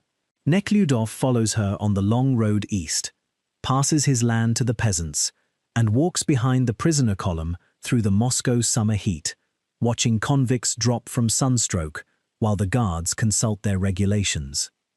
One scene in particular, a prison Eucharist conducted by a priest who distributes the sacrament to inmates in chains, was written with the same forensic flatness Tolstoy had applied to the Paris execution in his diary 40 years earlier. He described the ceremony not as sacred ritual, but as one odd human behavior among many. A man in gold cloth, bowing over a silver cup, while prisoners in leg irons waited their turn. When the Holy Synod read those pages, they had what they needed. The excommunication had been building for years. Resurrection gave them the final justification to act. On February 24, 1901, the Holy Synod of the Russian Orthodox Church issued its formal decree. It was read aloud in cathedrals across the empire on the following Sunday. The text declared that the old man at Yasnaya Polyana had fallen into religious mania, had severed himself from the faith, had mocked the holy sacraments, and was therefore no longer a member of the Church. The Synod stopped short of the old medieval anathema, which would have carried more theatrical weight but also more political risk. What they issued was an excommunication, a declaration that Tolstoy stood outside the community of the faithful and that the Church washed its hands of him. Konstantin Pobedonostsev, the chief procurator of the Synod and the ideological architect of much of Tsar Nicholas II's reactionary program, had pushed hard for this outcome. He understood, with considerable clarity, that a theology denying the state's right to coerce its citizens was not a private theological eccentricity. It was a threat to the entire social order. The decree was a political act dressed in church vestments. The calculation failed, spectacularly. In Moscow and Petersburg, crowds gathered around Tolstoy's carriage as he moved through the streets, pressing close, cheering, throwing flowers. Students came, workers came, members of the intelligentsia who had never agreed with his doctrine came simply because they recognized the act for what it was, an old institution trying to silence a man it could not answer. When Ilya Repin's portrait of Tolstoy went on display in Petersburg, police had to be stationed beside it. People were leaving flowers at the feet of the painted image of the excommunicated man. Tolstoy's reply to the Synod was written without heat and without the slightest trace of defensiveness. He confirmed calmly that yes, he did not accept the doctrines they described. He did not believe in the literal transformation of bread and wine. He did not accept the authority of the Pope or the Synod or any council of bishops. He found the institutional church's centuries-long record of blessing wars, executions, and property rights in the name of a man who had explicitly forbidden all three to be, to put it plainly, dishonest. He thanked them for the clarity. The break with the institutional church was now clean and absolute. What remained, standing fully exposed in the open air, was the state itself. The Synod had done him a service he could not have arranged himself. It had made the conflict visible to every literate person in Russia. Back at Yasnaya Polyana, however, a different battle had been gathering force for years. One with no clean resolution, no clear villain, and no moment of public vindication. The most intimate and the most damaging conflict of his life was happening inside his own house, at his own table, in the shared diaries and the candle-lit study, and the 50-year marriage that was slowly coming apart from the inside. Vladimir Chertkov arrived at Yasnaya Polyana in the autumn of 1883.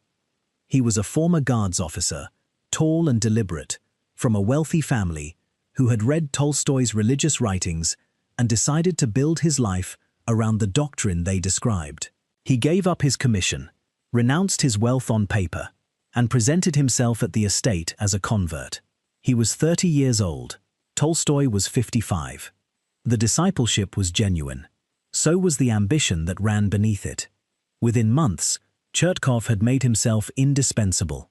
He founded a small press, Posrednik, to publish Tolstoy's moral fables and make them available at prices the peasantry could afford. He took charge of correspondence, organized manuscripts, and positioned himself as the primary gatekeeper between Tolstoy and the outside world. He gathered around the old man a circle of followers whom Sophia, with a precision that was also a verdict, called the Dark Ones. Sophia saw what was happening immediately. She was not a woman given to paranoid misreading. She was perceptive, and she was right. Chertkov was not simply a devoted follower.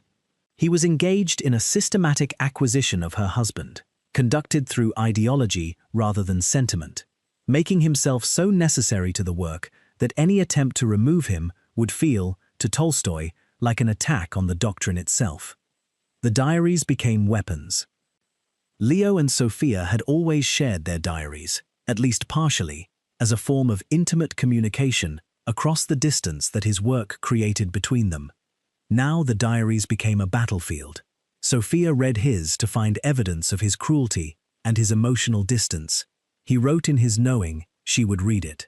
Chertkov, who had obtained copies of the most private entries, used them strategically in the household war. He eventually persuaded Tolstoy to give him custody of the archival diaries, the decades of private writing that documented everything Leo had thought and done and felt since his early 20s. Sophia found out and was furious. Tolstoy was trapped between them, the wife he had loved for nearly half a century and the disciple who had organized his moral life into something that could be managed and promulgated. When their 7-year-old son, Vanya, died of scarlet fever in February of 1895, whatever had remained structurally intact in the marriage buckled under the weight of the grief. They mourned separately, in different registers, in ways that could not be bridged. Sophia threw herself into music and developed an intense attachment to the composer Sergei Taneyev, a man 12 years her junior. There was nothing physical between them, and Leo knew it, but the jealousy settled in him anyway, slow and corrosive.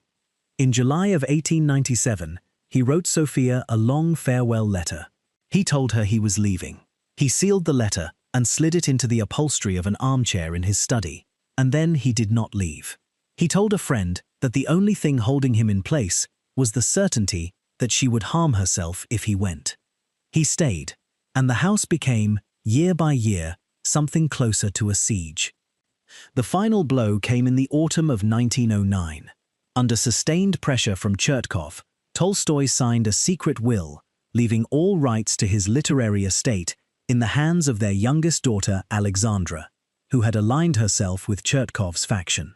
Sophia was not informed. She would find out, as she found out everything in those years, too late and through indirect channels. The secret will sat on his conscience like a stone.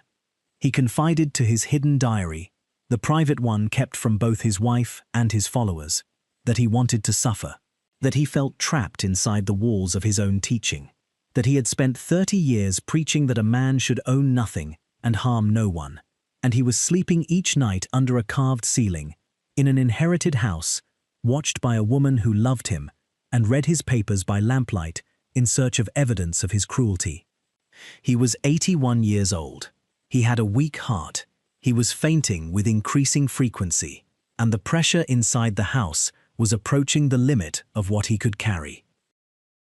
To understand what happened next, you have to hold Sofia Andreevna as a full person, not the wife who locked her husband's papers away, not the woman who was kept off the platform at Ostapovo, the woman who actually lived the 50 years between the wedding night and the station master's cottage. She was 18 when she married him.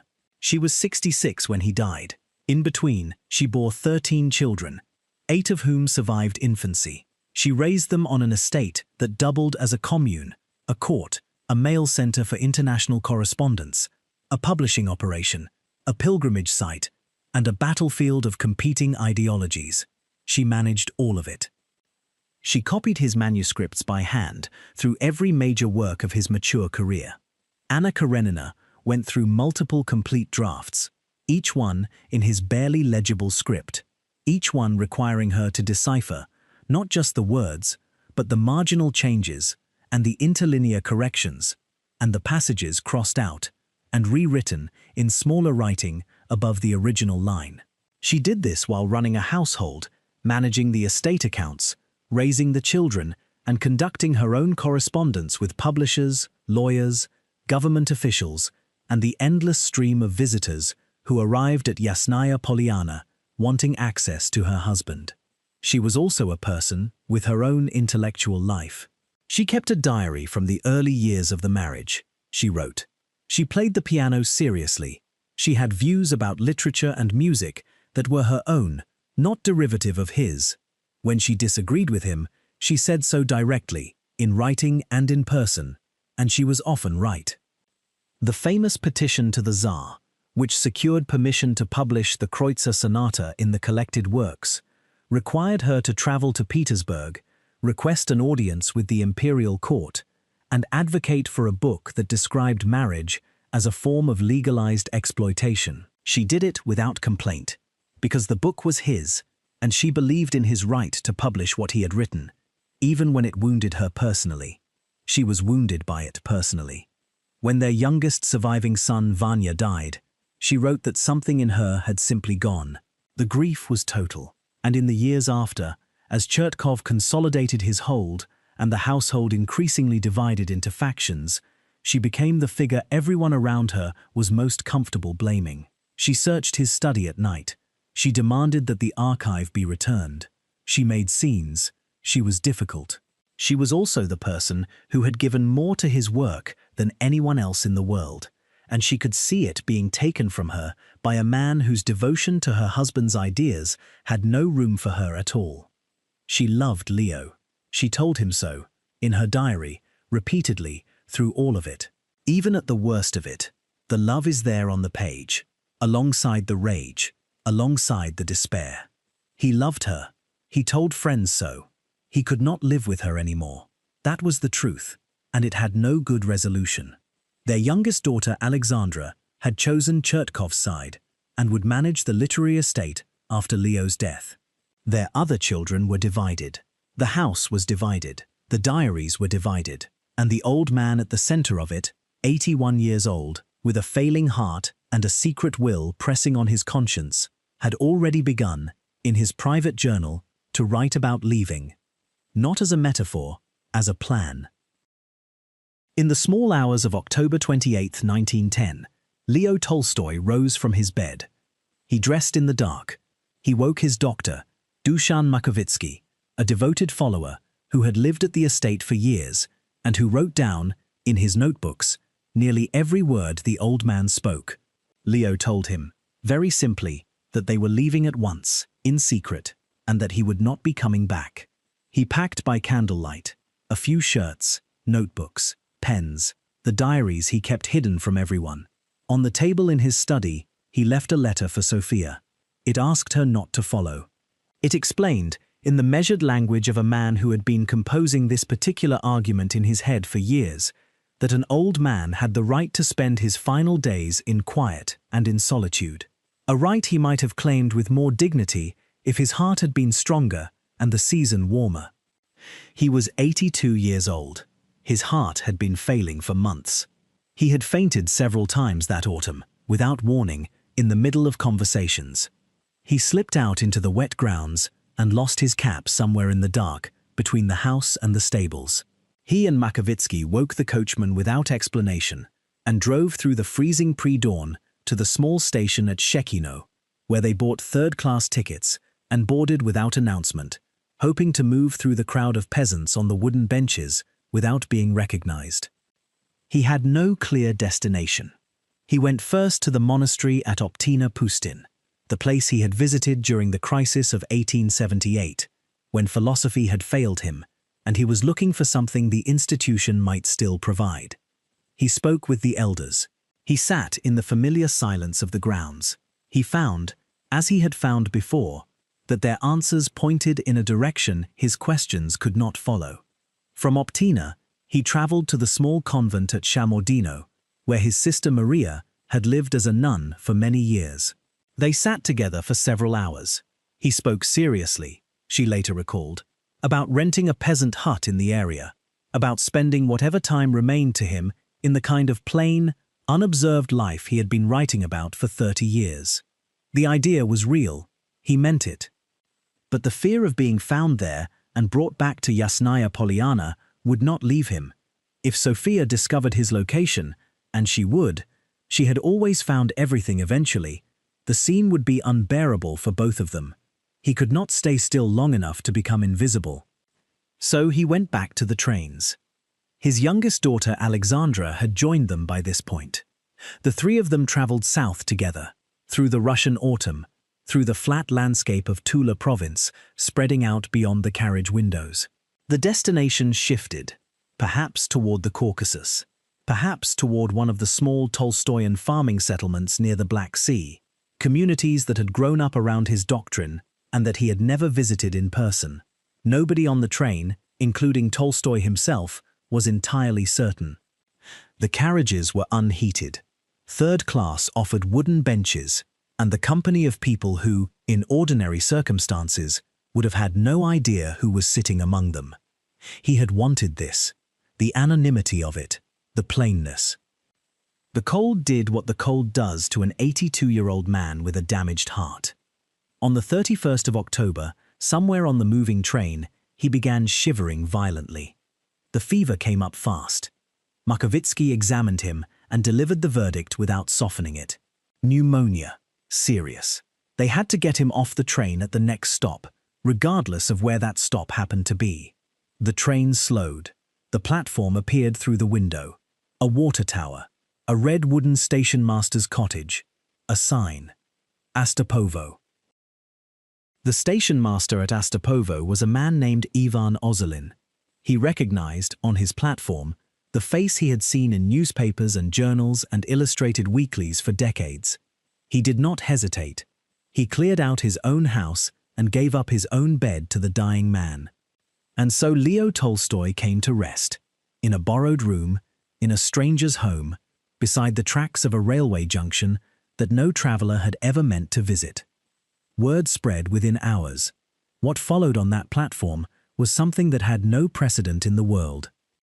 Reporters arrived from Paris, London, and Berlin, stepping off each successive train with notebooks and telegrams.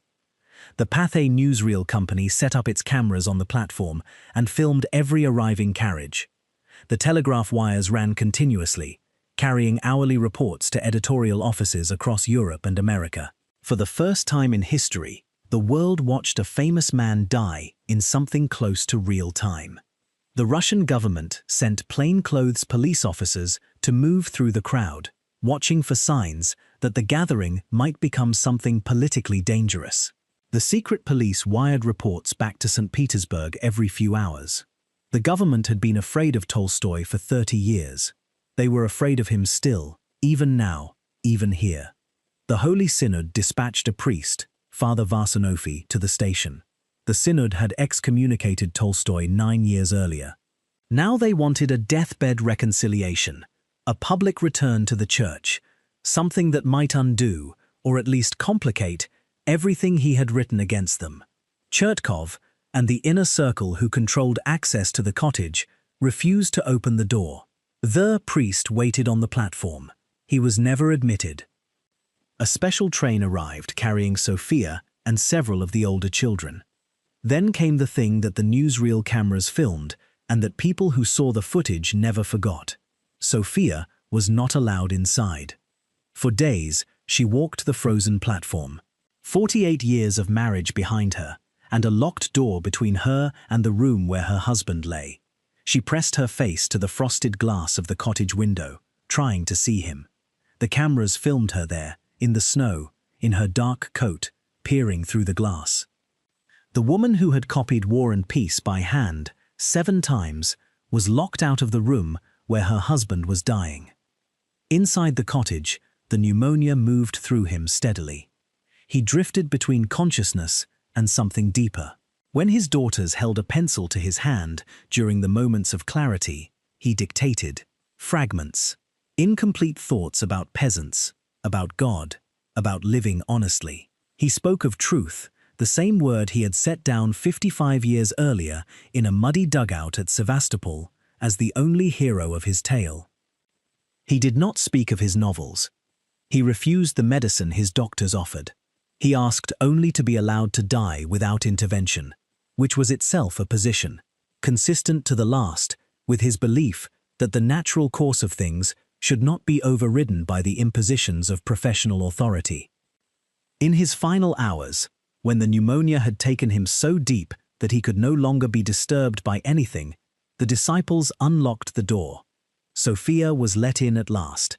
She knelt beside the bed and whispered to him. He could not hear her. Early on the morning of November the 7th, by the old Russian calendar, the breathing stopped. They dressed him simply. They put him in a plain wooden coffin. They loaded the coffin onto a train and sent him home. The railway that had carried him to Sevastopol, that had taken him to Paris on the morning of the guillotine, that ran as a dark recurring sound through the pages of Anna Karenina, that he had boarded 10 days ago in the freezing pre-dawn of his escape, had brought him, at last, to the only destination that was always waiting.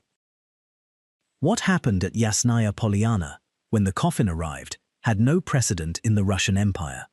They came on foot and by cart, through the mud of the estate roads, through the November cold, peasants from the surrounding villages, students from Moscow and Petersburg who had traveled through the night, factory workers, soldiers who had quietly removed their insignia before joining the crowd, city intellectuals who had argued about his ideas in journals for decades and now came in silence. The authorities were present too, watching, counting, wiring descriptions back to the capital. They had feared this man while he lived. They were uncertain what his death might produce. There were no priests. The church had excommunicated him, and no priest came to offer the rites it had withheld. There were no icons, no incense, no candles, none of the apparatus of the Orthodox funeral. The immense crowd carried the plain wooden coffin through the estate in silence. They moved into the woods.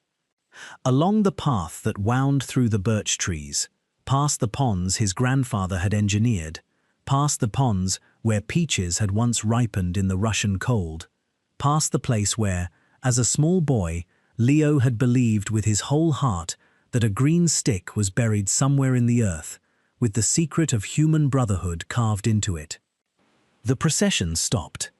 This was the place he had indicated, not in a will, not in any formal document, but in conversations across decades, in letters, in the memory of people who had known him long enough to remember what he said when he spoke of the end of things.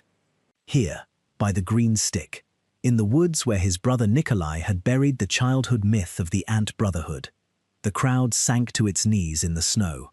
Without a conductor, without preparation, without clergy to lead them, they began to sing. The old folk hymn Eternal Memory, the same words sung at Orthodox funerals across Russia for centuries, but sung here without a priest, without a church behind it, with nothing between the voices and the frozen trees. The coffin went into the ground. Silence.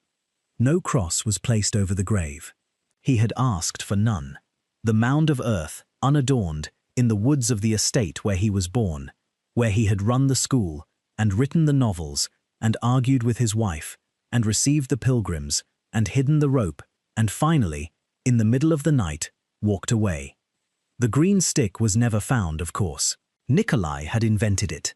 There was no stick. There was no carved secret. But the myth had lodged in Leo at the age of 6 and traveled with him through every year that followed, through the Caucasus and Sevastopol and the Petersburg salons and the decades of religious searching, and it came to rest here, in the same woods where it had started. The ideas he had worked out in his study were already loose in the world. They had crossed borders while he was still alive. The crowd that stood in the snow and sang without accompaniment was proof that something had crossed. They were not his followers in any formal sense. They were simply people who had read what he wrote and felt, in some specific part of themselves, that it was true. What those ideas would do next, in the decades that followed, he never lived to see. The consequences were larger than he had imagined, and stranger, and in some ways more devastating, and in some ways more sustaining. In a small law office in Johannesburg, in the British colony of South Africa, a young Indian lawyer had picked up a copy of The Kingdom of God is Within You sometime in the mid-1890s and read it in a single sitting. He later wrote that the book overwhelmed him, that it left, in his own words, a permanent impression. Mohandas Gandhi was not yet the figure history would make of him. He was a colonial lawyer in an unjust country, looking for a way to resist what was being done to his people without becoming, in the process, what he was resisting. He had read broadly. He had found pieces of an answer in various places, But the Russian novelist gave him the frame that held the pieces together. The correspondence between Gandhi and Tolstoy began formally in 1909, the year before Tolstoy died, and continued until the end. Gandhi wrote with the specific questions of a man trying to translate a doctrine into daily practice in a specific political situation. Tolstoy replied with the directness of a man who had been asking the same questions for 30 years and had no interest in diplomatic vagueness. Gandhi established a cooperative farm outside Johannesburg and named it Tolstoy Farm. The name was tribute, plainly and deliberately given. But the deeper inheritance was structural. The entire practice of satyagraha, which Gandhi defined as non-violent resistance to imperial power, rested on the same reading of the Sermon on the Mount that Tolstoy had set down in What I Believe in, 1884. Do not resist evil with violence. Turn the other cheek, not as submission, but as a deliberate refusal to participate in the cycle of blow answering blow. The method Gandhi would eventually use to challenge the British Empire in India was born, in significant part, in a study in Tula province. The thread did not stop with Gandhi. In Atlanta, Georgia, in the 1950s, a young theology student named Martin Luther King Jr. sat in a lecture on Gandhi and began following the argument backward through its sources. He read Gandhi carefully. Gandhi led him to Tolstoy. King later said that when he encountered the doctrine of non-violent resistance, the Sermon on the Mount delivered its full meaning to him for the first time, not as spiritual comfort, but as a practical method for confronting organized injustice. The marches in Selma, the boycott in Montgomery, the willingness to receive a blow without returning it, the insistence on treating even the opponent as a human being whose conscience might be reached. All of it carried, in its deep structure, the militant reading of 5 gospel commandments that an excommunicated Russian novelist had worked out alone in his study, banned, copied by hand, and smuggled across a border. A Finnish lawyer named Arvid Jarnefelt had done something similar in his own country, abandoning his career to become a farmer and a cobbler, translating the tracts into Finnish and distributing them quietly through networks the authorities watched but could not fully control. The doctrine traveled wherever a reader was willing to be genuinely unsettled by it. During the trench warfare of 1914, the philosopher Ludwig Wittgenstein found a copy of the Gospel in Brief in a bookshop in a Galician town. He carried it through the war. He later said that distilled, stripped-down text had virtually kept him alive, not through comfort, but through the clarity of its demands. These are not peripheral aftershocks. They are the central consequence of a life. The man who sat in a study at Yasnaya Polyana, taking scissors to the Gospels, who then watched his books confiscated by censors and his manuscripts smuggled across borders in coat pockets, had set in motion a current that would run through the major moral contests of the 20th century. He died not knowing any of this. The Gandhi correspondence was ongoing when the pneumonia took him. The letters were still arriving. The estate emptied quickly after the funeral. Family members drifted back to their lives. Chertkov took control of the literary archive. Sophia was left at Yasnaya Polyana, documenting the steady stream of visitors who continued to arrive through the winter and into the following years. A group of 52 female students from Petersburg, a Muslim man from the Caucasus carrying a wreath, a Japanese journalist who stayed several days and wrote everything down. She wrote to Tsar Nicholas II, warning that her sons might be forced to sell the property. She hoped, she said, that the spiritual center of Russian literature would not fall into private hands. The Tsar's response came back as a blunt internal memo. Any government purchase was inadmissible. The land began to be sold in pieces. Then the war came. August 1914 fractured everything. The followers of the non-violent doctrine did not go quietly into the mobilization. They circulated an anti-war manifesto called "Come to Your Senses, Brothers," urging Russian soldiers to extend their human feeling to every person in uniform, regardless of which flag that uniform carried. In January of 1915, the Tsarist government raided a Moscow house and arrested Valentin Bulgakov, Tolstoy's former personal secretary. along with 26 other conscientious objectors. They spent 13 months in a Tula prison before family connections and pressure from British contacts secured their release. When the Romanov dynasty collapsed in February of 1917, state censorship disappeared overnight. The followers immediately began pulling the cache of banned religious and political writings into the open, publishing what had been suppressed for decades. The Bolsheviks seized power that October, and the doctrine's pacifist followers walked through the uncertain streets of Moscow distributing leaflets that read, "Stop the fratricide." Vladimir Lenin, whatever his many other qualities, understood the cultural weight of what he was managing. In January of 1918, he personally intervened to mandate a state-sponsored publication of Tolstoy's complete collected works. The archive contained 2.5 million pages. Lenin treated its publication as a matter of supreme importance, not because he agreed with the doctrine, but because he recognized that the name carried a legitimizing force the new regime needed to capture rather than fight. The estate became a state commune, with a school, a library, and a hospital. Alexandra, the youngest daughter, secured the arrangement through a direct meeting with the Soviet official Mikhail Kalinin.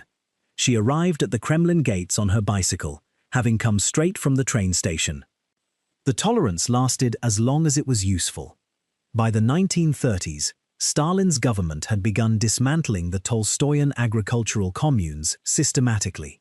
The Life and Labor Commune, which had relocated to Siberia in 1930, was broken apart by regional authorities. By its final recorded meeting in January of 1939, mass arrests had reduced it to a handful of people. The survivors were absorbed into state collective farms, where they lived in poverty and silence. Decades later, a 71-year-old invalid from that Siberian commune wrote a letter to the Soviet government. He demanded not personal rehabilitation, but a public acknowledgement of what had been done, so that, as he put it, young prosecutors might learn what was done to the friends and followers of the movement. The letter was not answered. Rosa Luxemburg, writing from a German prison cell, had praised Tolstoy's critique of the existing order as knowing absolutely no limits. Wittgenstein's debt has already been noted. Gandhi's farm outside Johannesburg bore the name. King's doctrine of non-violent resistance carried the argument across another ocean. The communes were crushed. The ideas were not crushable. What remained, traveling forward through the century, in forms Tolstoy could not have predicted and might not have recognized, was the insistence at the core of everything he wrote after 1878, that the plain instructions of the Sermon on the Mount were meant to be obeyed, literally, by ordinary people on ordinary days, not as aspiration, as conduct. The state could ban the books. It could not ban the argument. The argument was already somewhere else. We began in Astapovo. A borrowed bed, a frozen platform, a wife peering through a frosted window, the most famous man in the world dying in a room he had never meant to enter, having fled a home he had never managed to leave behind. The question posed at the beginning was, how does a man who conquered literature end his life like a fugitive? The answer is not simple, and any simple version of it would be dishonest. But it is, finally, answerable. He ended his life in flight because he had spent 50 years failing to close the distance between what he believed and what he could actually do. He preached voluntary poverty and lived on one of the largest private estates in Russia. He preached that private property was sustained by force and signed documents protecting his family's inheritance. He preached that no human life was more significant than any other, and died as the most observed death in the world, with newsreel cameras on the platform and telegraph wires running to 3 continents. He knew all of this. He wrote it down, in the hidden diary, in the letters he sealed and did not send, in the arguments he had with himself that appear in disguised form in almost every piece of fiction he produced after 1878. The contradiction was not invisible to him. It was the central fact of his interior life for the last 30 years of his existence. What he could not do was resolve it. And this is where something unexpected comes into focus. The contradiction was not a failure of integrity. It was the cost of having integrity in a situation where the full price could not be paid without destroying the people around him. He could not give the estate to the peasants without destituting Sophia and the children. He could not simply walk away from the literary copyrights without removing the family's income. He could not live in a peasant hut without turning the gesture, given who he was, into a performance watched by the entire world. There was no clean exit. Every door he could see led somewhere that hurt someone. And so he stayed, and suffered, and wrote about it, and the writing is what survived. What survived was immense. Two of the greatest novels in any language, a theory of history that still challenges every version of the great man myth. A reading of the Gospels so stripped of institutional comfort that it made the Russian state genuinely afraid. A doctrine of non-violent resistance that traveled, in the hands of Gandhi and King and dozens of others whose names are less famous, into the moral architecture of the 20th century. What also survived, and this is harder to hold on to, was the failure itself. The man who insisted that art must be honest about the gap between what we say and what we do produced a life that was itself honest about that gap, in the most direct possible way. He did not hide the contradiction. He documented it obsessively. He put it into his fiction, into his diaries, into his public arguments, into the letters he exchanged with critics who pointed out exactly what he was unable to deny. The life and the doctrine did not match. He said so himself, in writing, with his own name attached. This is not common. Most people who hold large ideas find ways to insulate those ideas from the evidence of their own lives. Tolstoy refused. He applied to himself the same principle he applied to everyone else: call things by their name. Yasnaya Polyana still exists. The estate is a museum now, carefully maintained in the Russian state system. Tourists come on summer days to walk the grounds, to see the study where the manuscripts were written, to look at the grave in the woods. There is no cross over it. There never was. The mound sits there among the birch trees, unadorned, exactly as he asked. His brother Nikolai's green stick was never found. It was never real. But the idea it carried, the ant brotherhood, the possibility of human beings choosing to live without cruelty toward one another, that idea outlasted every institution that tried to own it, contain it, or put it in a room with a locked door. He died in a station master's bed, far from home. The world has been quarreling with him and borrowing from him ever since. That, in the end, is exactly what he wanted. Not the death, not the borrowed bed, not the locked door between him and Sophia, but the quarrel. The ongoing, unresolved, productive quarrel with a life taken seriously all the way to its limit. He would have called that, perhaps, the closest thing to the green stick anyone was likely to find. If this story stayed with you, consider subscribing to this channel. We explore the lives that continue shaping the world we live in, long after the people themselves are gone. And I would genuinely like to know, what part of Tolstoy's life changed how you see him? The novels, the doctrine, the marriage, the flight at 82? Leave it in the comments.